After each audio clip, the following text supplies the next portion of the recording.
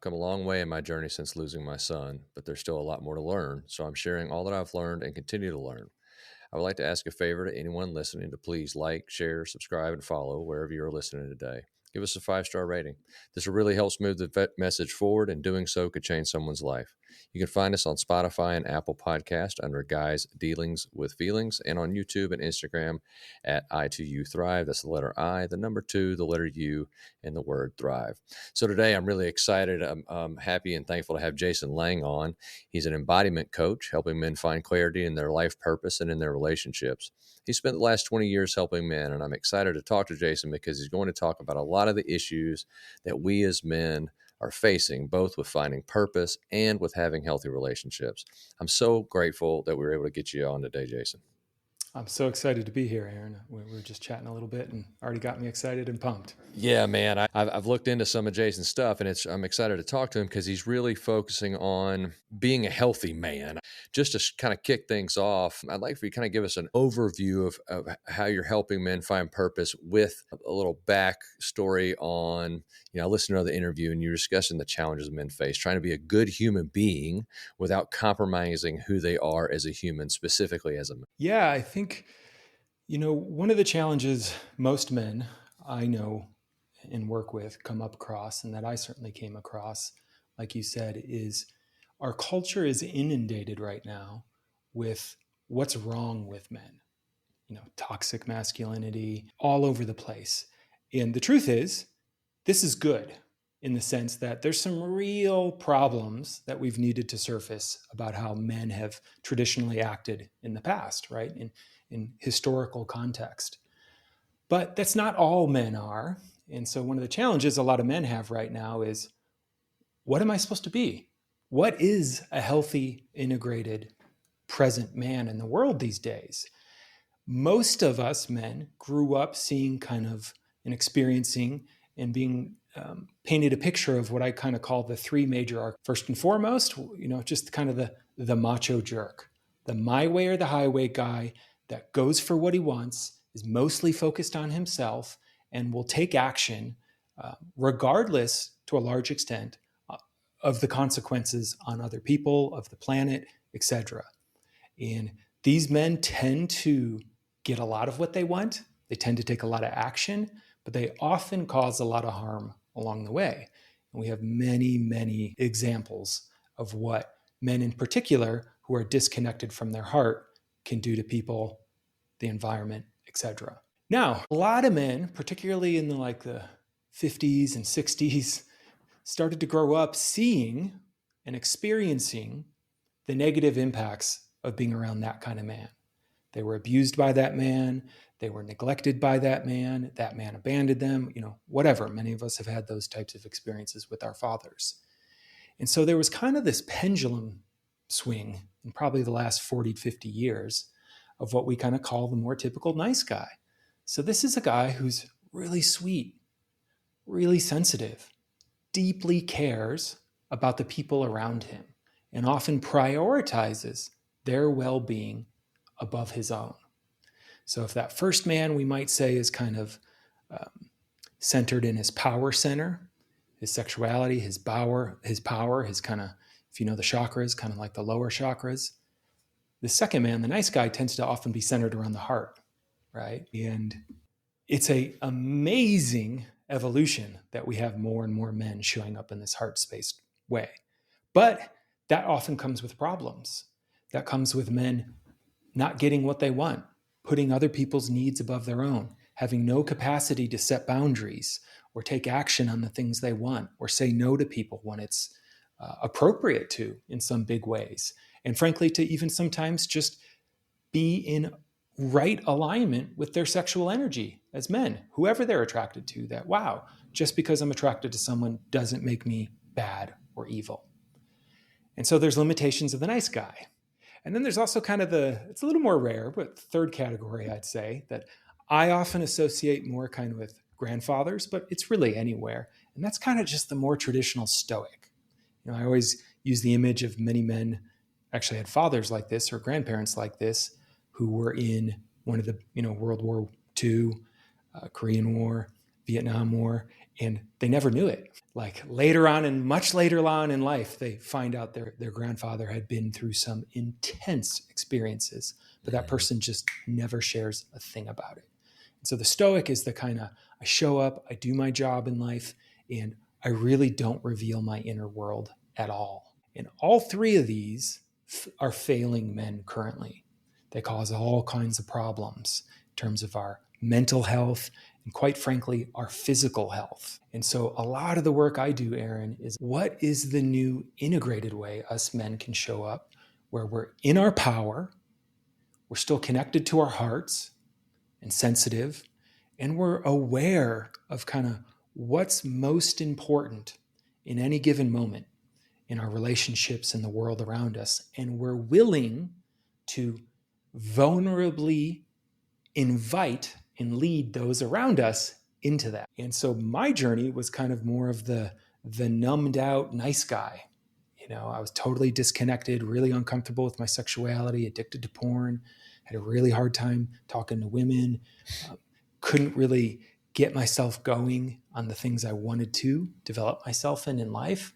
And I got really lucky in my 20s in that I got plunged into men's work and men's groups before they were quite as explosively big as they are now. Mhm. Which, 20 years ago, you said this and people were like, well, my church group, and that's a Mhm. type of men's group, and that's really been the main one around.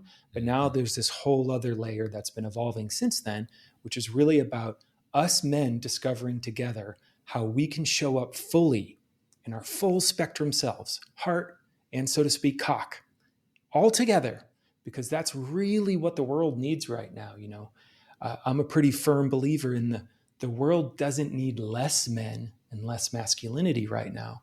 We actually need more healthy men who are willing to call each other out, call out injustices, and do the inner work they need to do to be healthy, present people in their families, communities, and relationships. So that's my first salvo there. I don't know if I quite answered it, but No, you did. I love it, and I love so much about it because, like you say, all three of those are failing men. yeah, We are facing a crisis. I don't have the statistics off the top of my head, but men are killing themselves at an alarming rate now. I think you point out some crucial things. I focus a lot on it's just hard for us to even talk about this stuff yes, that I'm not happy. Because what's the normal response that one of our parents would say to that? Well, who gives a shit? Just put your head down and go to work. Doesn't yeah, nobody want to hear you crying about how you feel? And so we face so much of that and not wanting to talk about it. And so then maybe we can open up that box and say, okay, I want to talk about it a little bit. But then to your point, maybe then you're getting run over. And, now I'm getting fucking run over and I don't feel good about myself because I'm being run over. And then you've got the macho guy who he's not going to learn anything about himself. So finding true happiness is going to be next to impossible. yeah, Gaining material things, to your point, bullying your way to what you want, using a bulldozer to get something out of a china shop, and then you have the guy who locks down and doesn't say anything to anybody about anything. In all of these, I find, and maybe you're going to enlighten me that you feel the same, is that we're we're we're vacant of knowing who we are, what we want, where we come from, what makes us this way, why do I feel this way, how come my buddies seem to put their head down and go to work and seem happy, is coming home and drinking a few beers and watching TV the rest of the night, is that really fulfillment? yeah, All these things are so massive, and I'm glad that it is the tsunami that it is today, because that means that some real progress is being made. I can only imagine what type of crickets you heard. I would have 20 years ago, when you mentioned men's group, thought about a men's breakfast on a Wednesday at a church hmm yeah, immediately. You probably tell I'm from the South, and that's very, very present, men's group. So, getting into that, you work with men's group. I know you're a facilitator of that. So, why are you saying, I heard you say accountability, which is huge. I'm a big proponent of accountability and having people we can trust and not I guess, we choose a partner or something that's a bad idea. We ask them to hold us accountable, then they do it, and then we're pissed off because they did it. So finding a men's group, or, having a men's group, what is this? Why have you found this to be so important other than accountability?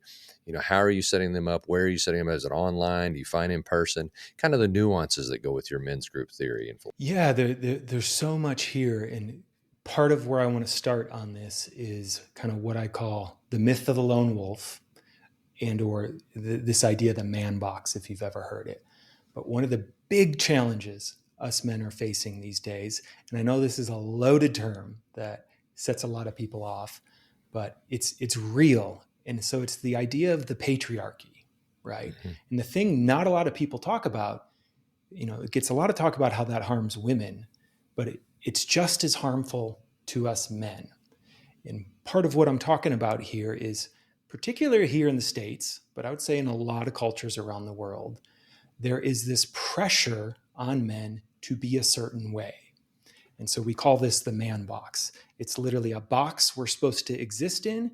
And if we show any behavior outside of that, we're considered not a man. And so it's like a checklist. Mm-hmm. And, it varies a little bit from culture and region, but there's some very big trends, like never show weakness, don't be vulnerable, don't cry, take responsibility for everything. There's some real positives to these things, but there's some real shadows to them as well that are very significant. And they have a deep impact on us men, particularly from a very young age.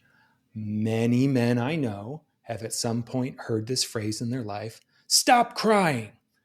I see it in the world sometimes, a parent coming at their kid with that. And when you really think about that, and I think boys are even more susceptible to this because crying is considered more feminine or weak or some bullshit thing we've come up with in our culture, what we're saying is whatever you're feeling in your body is wrong. Overrule that with your head, right? Overrule that with your thoughts. And so from a very young age, and then this gets accentuated even in our educational system, which at a young age starts to tell boys, sit still for 8 hours. If you're not, you're disruptive to the class. When boys in particular, we're very kinesthetic. We need to move our bodies. It's actually how we learn. And so from a young age, from the educational system, we're getting whatever's happening in your body is wrong. It's bad. Ignore it. And then we get these messages from other boys, other men in our culture that basically don't be in your body as a man. So we are actively encouraged to get out of our bodies, which includes our emotions as well, because emotions always start as actual sensations in our physical body. You can always trace them. And so this intense thing starts to happen where not only are we encouraged for being out of our bodies, but in fact, in a lot of ways, we get rewarded for it as men. So sports, push your body. There's much research now around stuff like football that literally destroys men's bodies. This is what we ask of them: destroy your body for our entertainment. Working 60, 70, 80 hours a week, which many men do these days, put your health last, put your job first, and doing often very dangerous jobs. The majority of jobs that people die on, they're held by men. Toxic jobs, dangerous jobs, things like that. First responders. For first responders. It's certainly changing, but traditionally kind of war and the military would send off our male bodies, almost as discardable. But the point here is there's this whole system pushing men to be out of their bodies and emotions. Now, the thing is, we can't ignore that stuff. So no matter what, no matter how hard we try, we still have emotions and our bodies are still vulnerable. And so what men start to do in response to that is to try to not feel. So men in particular are really good at turning towards things outside of themselves to not have to feel what's going on inside. That might be probably the most popular one in our culture: alcohol. Could be weed, which is quickly catching up, sex, porn, food, masturbation, TV, video games, work. Yes, work is a huge one. Guys just get totally addicted to work. ignoring their body and their heart. And so I just paint the picture of all this, because then you combine that with the male culture a lot of men are raised in, which particularly around that kind of adolescent age, locker room culture is, you share anything inside, you get attacked for it, you get bullied for it. You're often, said to be weak for it. So men start to hold everything inside. So much gets held in our body, emotionally and physically. And we'll have these intense experiences, and we don't know what to do with our feelings. Nobody has taught us how to connect to our bodies, how to identify what we're feeling, and then what to do with that. And that causes so much pain for men. And there's, to a certain extent, as young guys, we have like a certain amount of chi in our body, and we can kind of just grind through life. And as you may well have experienced, and I'm certainly experiencing in my mid 40s, things start to change. Our energy, we don't just have a full tank all the time. Our bodies start to catch up with us. And particularly, I found our unprocessed emotional material starts to show up as physical exhaustion, autoimmune disorders, addictions. And so many men go through life being told you have to be a lone wolf, other men are your competition, never ask for help, don't share any vulnerability. If you do share a vulnerability, sometimes it's because your partner, your intimate partner, has asked you, I don't feel you, I want to know what you're feeling, And then we share it and they don't know what to do with it. And then that traumatizes us. So this all leads to this idea of the importance of men's groups. Our men's groups become an incredibly powerful, safe space for us men to simply become present to what's actually happening in our lives and what we're feeling about it. And so this is a place, as I often say, where we can go to bring our emotional experience and have it held, and we can be guided into it by other men. And a lot of men's culture and men's work culture is often oriented towards accountability and goals, which are great, but they often miss the step of first becoming fully present to what's true for us. So it's like, oh, I need to move on with my life and get this done. And then I can't get it done. And it turns out part of the reason why is I've never actually fully grieved what's happened. So my body is actually kind of frozen. I'll wind this down in a second here, but to kind of tie it all together, when we think about emotional experience, like I said, it starts as physical sensation in our body. And if you imagine you came across a young boy or girl who was just wailing in agony of grief of some kind, and you came up to him and you were like, stop crying, stop breathing. They actually freeze the emotion in their body. So anytime we prevent ourselves from feeling something, there's an actual musculature. It gets held in our bodies in a sense. So us men get achy, back problems, all kinds of things. And there's more and more research of, in particular, it gets stored in our fascia, which kind of connects our muscles to our bones. But so we start holding these different emotional experiences. And if I asked you right now, like, hey, Aaron, just tense your body, right? Squeeze all your muscles. And I was like, hold this for the next 20 minutes. Like at first it's like, oh, I can do this. Ooh, this actually takes a lot of energy. It takes a lot to just hold. And so we're expending a tremendous amount of our metabolic energy and life force on holding these emotions at bay because we have nowhere safe to feel them. No one's ever guided us through that. And so in my world, men's groups can mean a lot of things, and there's a lot of ways to use them. But one of the most profound ways I've guided men and experienced myself is helping to guide each other deeper into our actual felt body experience so we can become directly connected to what's actually inside of us.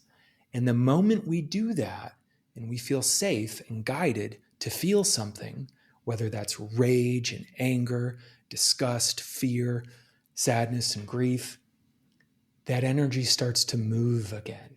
It's like it starts to let up in our system, come in waves over days, weeks, or months, but it starts to move, and then there's more flow, and suddenly we have more life force and vitality available to actually be present for our lives in the way we want. So groups, just to summarize it, they're a place us men can come together and get real with each other about what we're actually feeling and experiencing in our lives.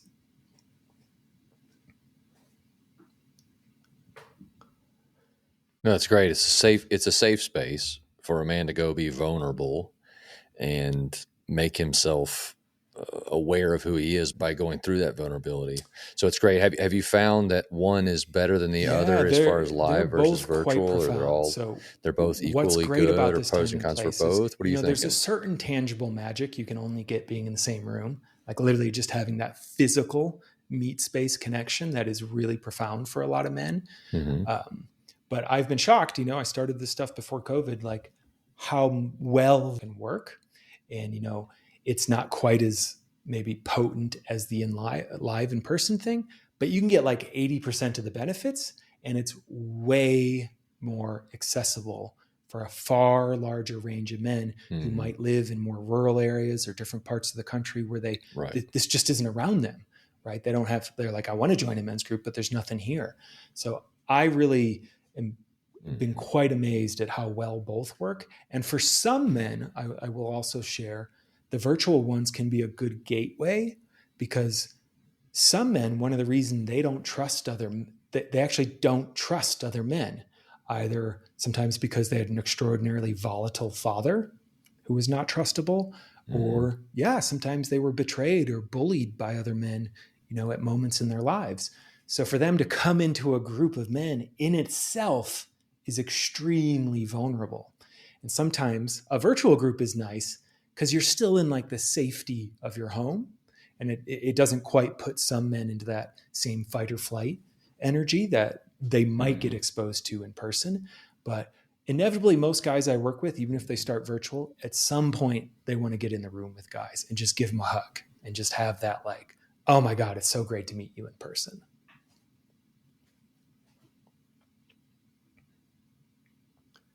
Mm-hmm. Yeah, I get it. I think you put the pros and cons well, in that you've got availability, you've got comfort and convenience with virtual, but not quite the intimacy, which can give you a little bit of a con. But I love that. I love the way you put it. So back to some other things you were saying. You Mm-hmm. described there's a lot of default jobs that default to man.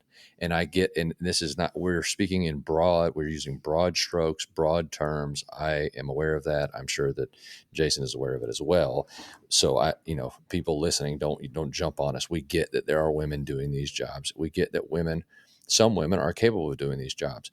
As a whole, though, these are jobs that are, we'll just call them man type jobs, where the body, the physical being, which we can't help it. So, if you're into creators, you can talk to creator about it, but there are differences in men and women, and body structure, strength, as far as physical strength, toughness. And I don't, I don't know that that's nurture, but if it is, even if it is, we've got the toughness piece. And so things like war, things like police, firefighters, EMTs, those seem to fall towards men. Guy, the Oh, TV sure. show Yeah, with where they totally. go fishing in the Baltic Sea or whatever for crabs, like the most dangerous job in the world, right? It's almost all dudes. Of course, there's a woman that shows up, but it's almost all dudes, and that's okay, and that's fine, and that's part of it. But what goes with that culture of those men is, and it's a big net that a lot of men get caught in, but Mm-hmm. it's dominated by what you would define, I think, as the macho man. So we also hear alpha male. I think I'm an alpha male because I'm pretty strong in my maleness, but I'm also very secure in it. So I'm okay Mm-hmm. with being told that I'm wrong. I'm okay with being told that that's not appropriate. I'm okay with being told that that's hurting someone else, so you probably shouldn't do it. That all those things are okay with me, but I was being raised by a single mom while she was, I'm a boomer, so she wasn't ever home. She was always working, but Yeah. I was aware that it's okay to kind of say how I feel, because she was a woman. So she talked about how she felt. And that's something cool about women. I think guys often bitch about it. Like, oh, they're Yes. always bitching about their feelings. No, they're unloading their shit because it's going to pile up inside us, like you were just telling us about. And the body keeps a score, just like the book tells us. It's going to come out.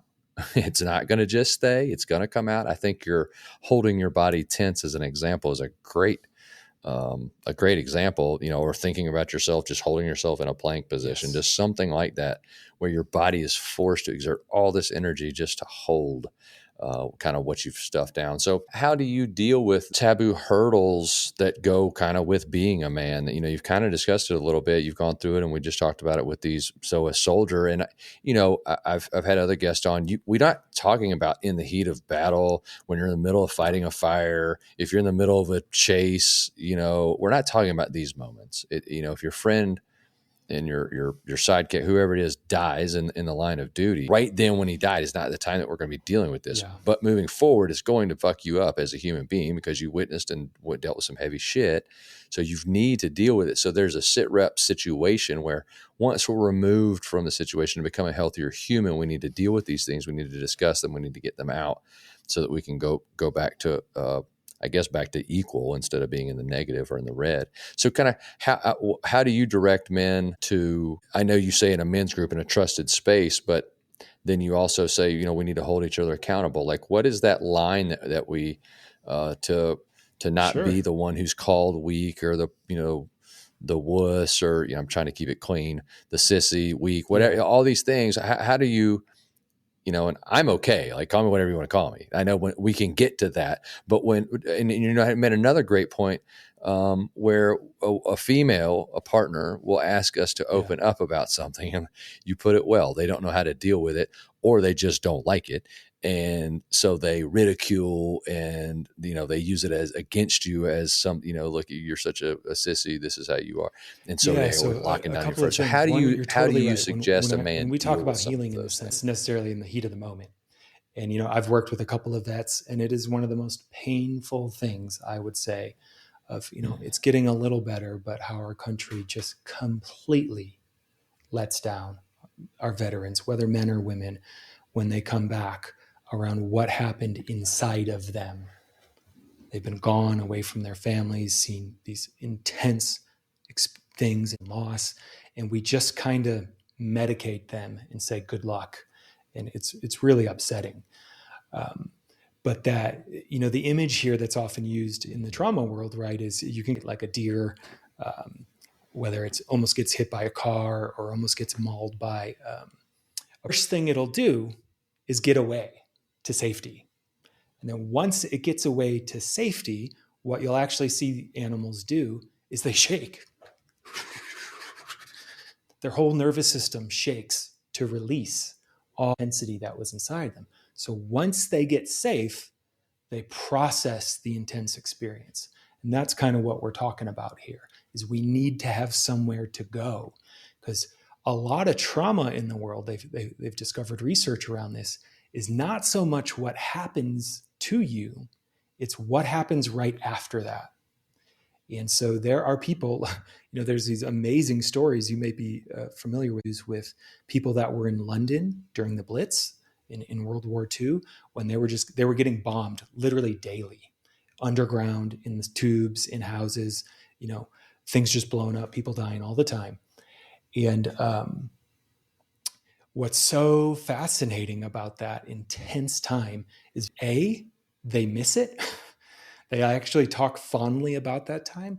And part of why they do is because the level of community that was formed in that moment was so potent.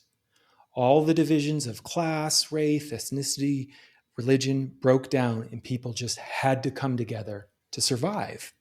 And because they were coming together, there was a tremendous amount of connection, actual connection, which, lo and behold, if you look through many of the signs for trauma, many of them didn't have it. They came out and they were alive and they were okay. And two different people can go through the same experience. One of them can be deeply traumatized for life, and another one not, because of what happens right after, which tends to be: is there a safe place I can go to process this, unpack it, and be in connection with someone. And when we talk about men's groups, you've maybe heard of this guy, Dr. Gabor Mate, and he has my favorite definition I've ever heard, which is not the absence of threat or conflict, meaning we never let anything bad happen. Safety, real safety in the interpersonal sense, is the presence of connection. So if you and I have a safe connection, we can actually be in conflict with each other, right? I can be like, hey man, what you did, da da da. And you're like, no, what you did, da da da. But if there's connection there, it's actually really safe. Where a lot of us didn't experience safety in our family of origin was there was no connection there. And in fact, connection was threatened to be pulled away. So the types of groups I create, they emphasize connection. Can you stay connected to each other? Literally, you're a human being, I'm a human being. My heart is open to you, your heart is open to me, no matter what you're experiencing with each other, no matter what you share.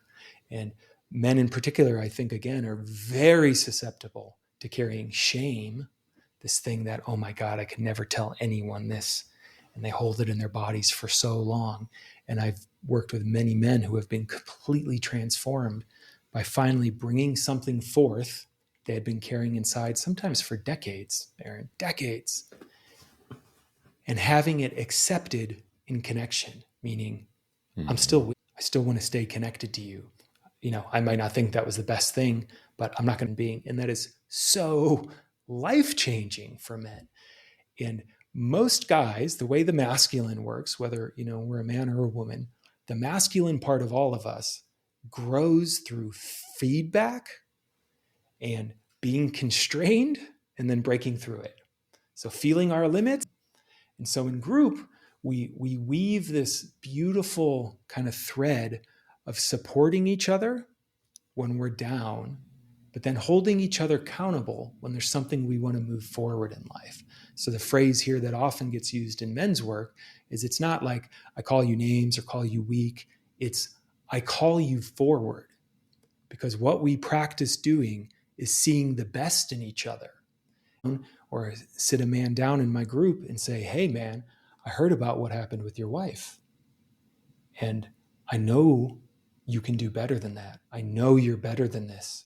What can we do to figure this out so that never happens again? Right? So it's actually calling the best part of the man forward. And so many of us men are actually desperately hungry for that, right? Sometimes we get lucky enough through a father or a man in our life, or particularly a coach of some kind, someone who holds us to a standard and pushes us. And it's not always pleasant, but they actually want us to become great, right? To be the most powerful, expressed version of ourselves we can be. And that's really what a men's group can do with each other. So we all get together and we help each other get really honest and clear about what we want in life, how we want to get there, where we're missing the mark, and what we need to stretch into. Hold each other to that. Like, hey man, you said you were going to have that conversation with your boss. How did it go? And if it didn't go well or it didn't happen, we don't shame the man for that. Instead, we say, okay, well, what happened? Why wasn't that possible? Let's figure this out. Like, let's figure it out. Let's make a different plan and try that. And, a lot of guys I work with, Aaron, I say that's, as I've become a father and worked with a lot of men, if I could my idea of father energy is just very simply, well, let's figure it out together. Like whatever, oh, that didn't work. You failed that test. You couldn't get that thing together. You're lacking the sport. That's okay. Let's figure it out. Let's try something. Oh, that didn't work. Let's figure it out again. It's just that like steady presence that helps keep us moving forward.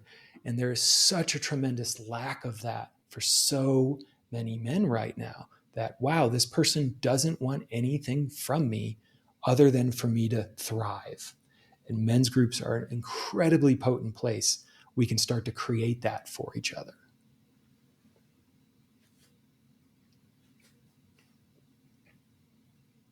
That's awesome. Yeah. And so that folks can kind of know that you're speaking their language, Can you give us some symptoms of these men who have some boiling over, whatever? I'm not asking you to diagnose what the man has going wrong, but how symptoms show up in their Yeah, relationships totally. I as mean, a it runs the result of these gamut, but things that are coming out in an oftentimes inappropriate way. when we keep repeating certain behaviors that we realize are damaging to us in our lives and we don't know why.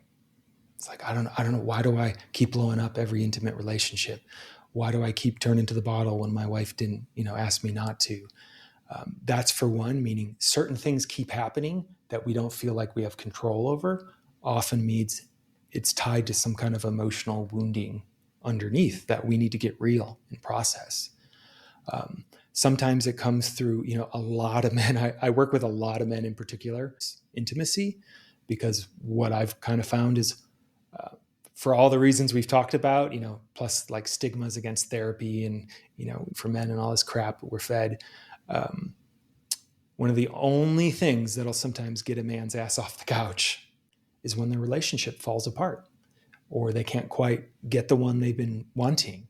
Their partner leaves them. I work with a lot of guys in their early 50s, maybe to 60s, who got married, had kids, and then the kids get out and wife's like, this doesn't work for me. Like, I don't even know who you are. For 20 years relationship, we've just been focused on the kids. And that, that's really tough for a lot of men because they thought they were doing the right thing, just focusing on their job and providing. That brings a lot of men to me. A lot of men that have issues with boundaries come to me. Substance abuse come to me. Increasingly these days, just feeling depressed. Like I don't know what to do. I don't even really want to be here. Like I don't feel alive. That's plaguing so many men. And, coming out of the pandemic in some sense, it just intensified like isolation. So many men are just lonely. A lot of our traditional structures for community and connection have gone to the wayside, and there's this increasing move to even working from home, which cuts out one of the other big places a lot of men got community. And so a lot of men are hurting, they're alone, and they feel stuck in life. Maybe that's kind of the summary. It's just like this sense of I feel stuck and I don't know how to change. I don't even know what the rule book is. I don't even know what I'm supposed to do, but my life is giving me feedback that this isn't working and I don't know where to go from here. Most men I know, contrary to a lot of preconceived notions, they are down to do their inner work once they trust it's actually going to work, right? They want to know, like, if someone could just tell me what's the path, I will show up and do it. But for many men, they don't even know that there's a path available, right? They're just kind of left hanging out there in the world of like, hey, man, just deal with it, toughen up. So it's all kinds of stuff that draws men to me. But if you keep having experiences over and over that you can't quite explain, that in some ways harm your life or your relationships, that's a really good indicator. It's maybe time.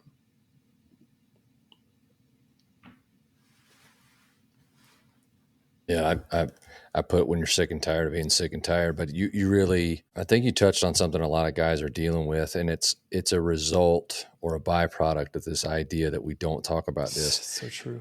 And when I say this, anything that's going on inside of us, anything that is not a solution to a fiscal or physical problem, we really don't talk about. And that means that we haven't been talking to our spouses for 20 years, to your point, and then all of a sudden they hit us with I don't want to be here anymore. Yeah. And you're thinking, what the fuck did I do? I've been doing the same thing for 20 years and that's her problem.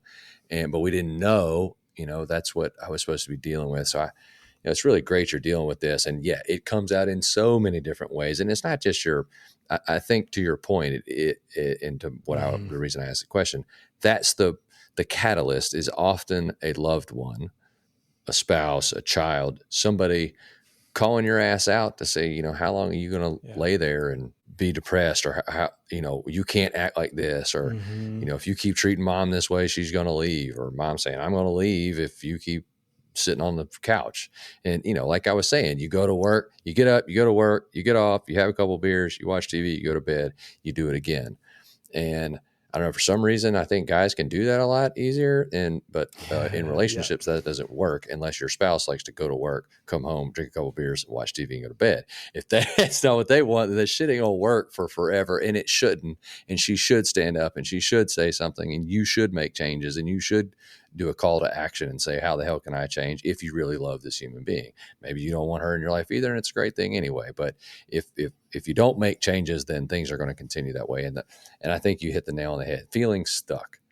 When we're just stuck and we don't know what the hell's going on, there's probably something internally boiling that we need to focus on. And it's so tough for guys to deal with. So is there any a tool or a process that you could give somebody that's like, I'm not ready to call you. We'll get to calling you here in a minute, but I'm not ready necessarily to jump into a men's group, but something that a man could start to pay attention to realize, hopefully before wife comes and says, I'm done with you, or before somebody says you can't act like this, some things that they can focus on to say, okay, I'm feeling stuck. Now, what are some I mean, steps or processes I can go here, through to see maybe what's going on? A lot of men get extraordinarily uncomfortable with the idea of slowing down. So we always have something we're doing, and it can be very, this is what can actually surface a lot to, let's say, pick 3 hours on a Saturday afternoon, could go out on a hike, could go to a local park, find somewhere and just no devices, no audiobooks, no music, no activity, no sports. Go sit until your body mind slows down.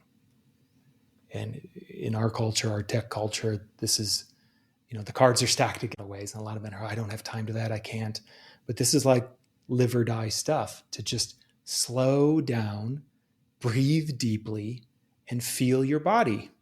Like, just start there. Once you start there, things will start to become clearer. And so that's one activity, the intentional practice of doing nothing, which is very challenging for a lot of men, but can reap a ton of rewards in our awareness of this is what I want, or this is what needs to happen, or this is what's unaligned. Two other kind of quick hacks I would name that I do with men sometimes around like shadow work stuff I do is make a list throughout your week of where do you get overly reactive?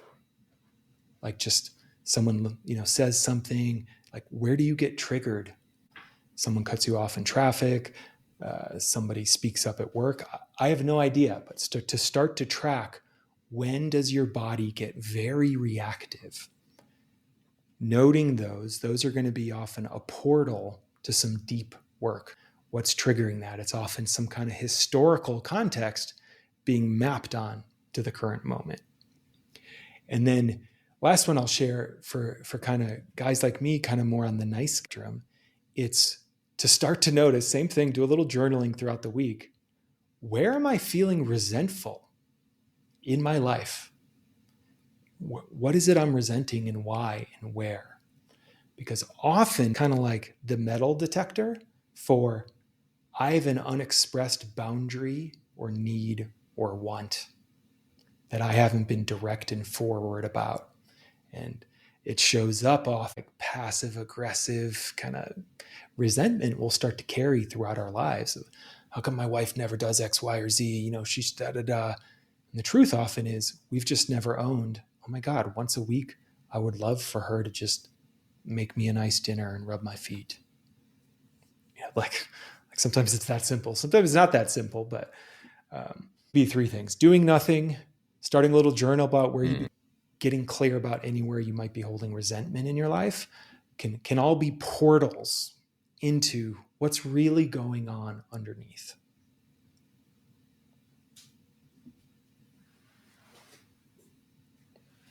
Yeah, I love that. I'm sure you've seen it. There's a trend. I heard about that. Right Yeah. now, they're calling it raw dogging, which I think is a terrible name, because when we were younger, it meant something totally different. But yeah, where guys are turning off all their electronic devices while on a flight, and that is kind of a way that they're stuck in a park, if you will. And I love the idea of using nature because of what kind of innately comes with that, just being there, being present in what we were made to be part of, which is this environment with all these animals and trees and what's going on in the ground beneath us, and whatever you can find, and being able to sit there and absorb that, and unplugging, if you will. I love all three of them, but that one seems to be so easy, Yeah.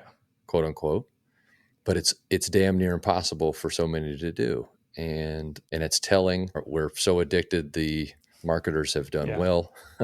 We won't put this buying machine that is a phone down, and so they've constantly got our attention. So it's worked.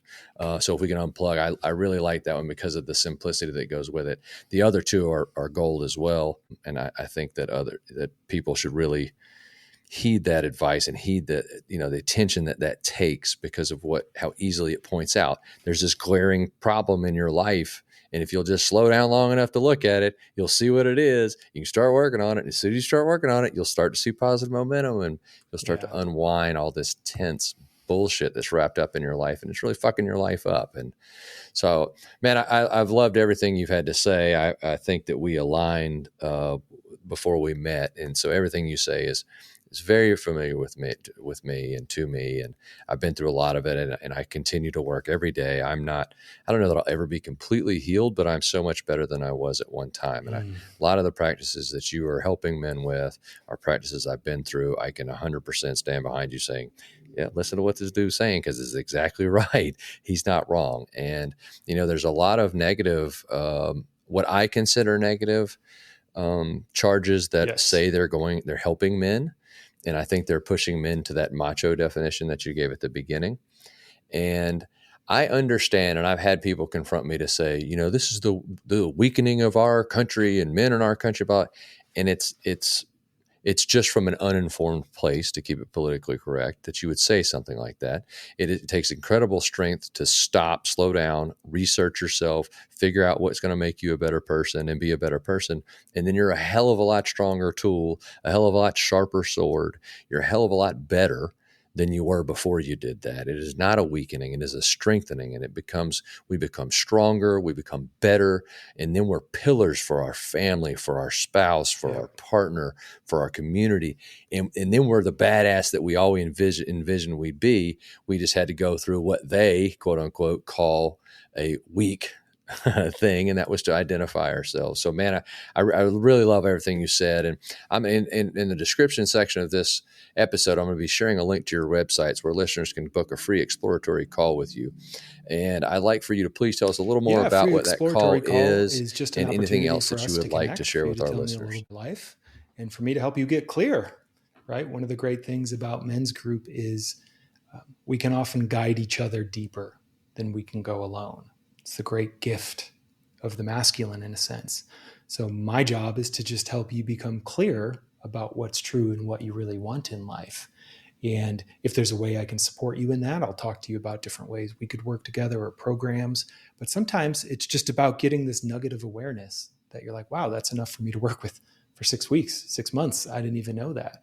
So we talk about you. I'm not here to teach you anything per se in a call like that, but just to give you a space to talk about what's going on in your life and be really honest about it in a way.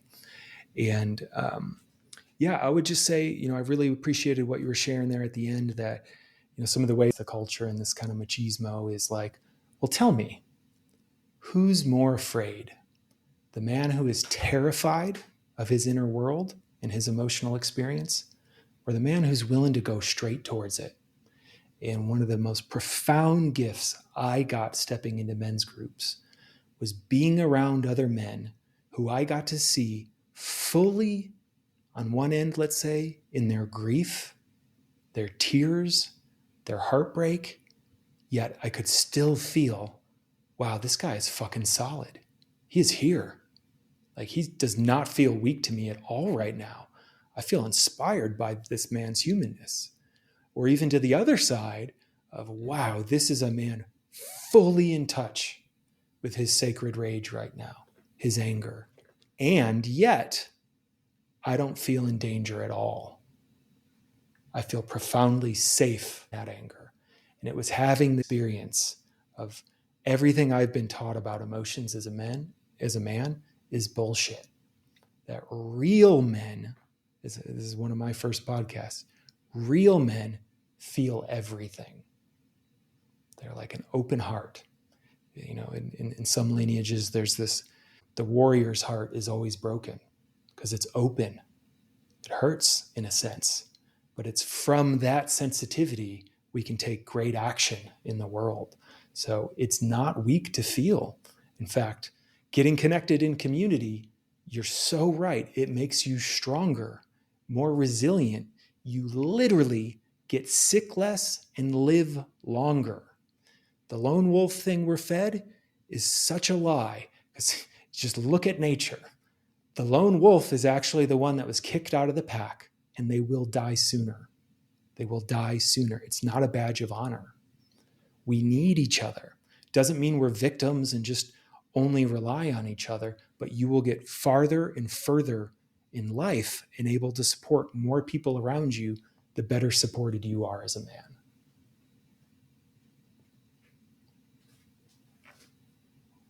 I love that. Yep. It's so true. The strong man is one who knows everything about himself. Man, I'm sure glad you came on with us today, Jason, and everybody listening. We're sure glad you took the time to listen. Hopefully we added some value to your day and your time, because time is so valuable to us, and we so appreciate you taking your time to listen to us. I hope you have a great day, and we'll see you next time.